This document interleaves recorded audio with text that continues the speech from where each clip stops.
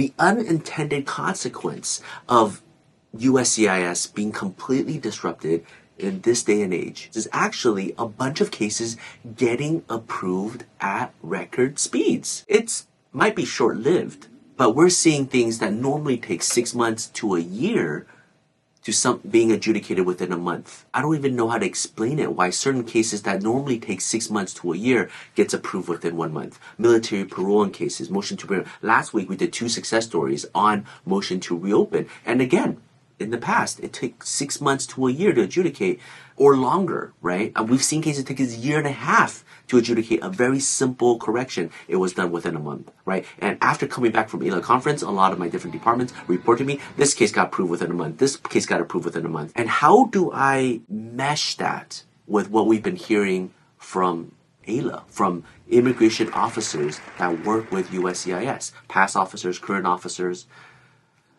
Well, this is what we heard. Okay, so now you know premise 1. Cases are being adjudicated at record speeds. Why? And what we've been hearing is that there is this level of fear among USCIS officers, both at the service center level, at the field offices, basically people who are adjudicating these cases, without also a clear direction from the government, from the top, about how to adjudicate a lot of these cases. A lot of new officers are not well trained. We're told to expect bizarre requests for evidence. We're told to expect wrong denials. All that is fair. That's exactly what you would expect to hear when an administration is understaffed, overworked, and don't have enough training, without clear direction, and in a constant state of fear because their emails are being monitored, they're potentially being monitored what they say. In that state of fear, while you are poorly trained, while all the other senior officers, a lot of people in the past couple months took the buyout and have left USCIS both at the service level and at the field office level. When that is the state of your organization, of course we are told to expect wrong denials, wrong requests for evidence. But what nobody told us was that we would actually get an expedited approval on so many of these cases. And if we're seeing it, I'm talking with my colleagues at other law firms, they're also seeing it too. Maybe it's because of 2 things.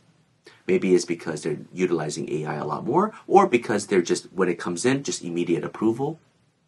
And they will try to maybe revoke it later on if there's a bigger problem. But that's what we're seeing on the ground.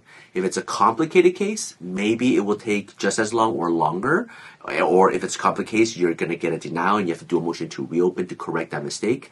But if it's a simple case, somehow in this administration, when so many people are afraid to file, somehow these cases are getting adjudicated super fast. Not what you would have expected, whether they're using AI or whether the officers are just trying to push through the cases to be as efficient as possible.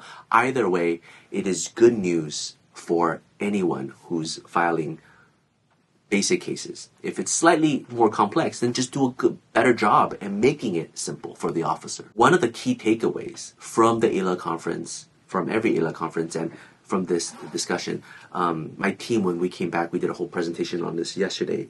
They said, in the past they thought USCIS government officials are these high and mighty judges who are just reviewing case and ready to deny. And what we've learned, and we learned this again and again, USCIS officers, they are just normal people.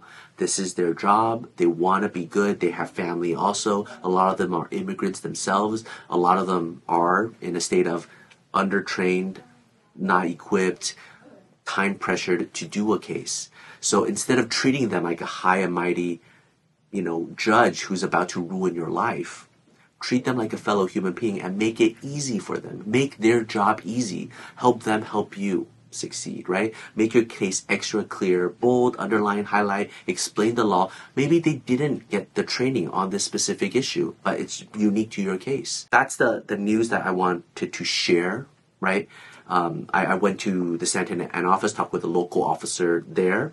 We went to AILA National to talk to the USCIS officers who took the buyout and who know the internal feeling of USCIS, both at the service level and at the field level. And so we have a sense of what's going on.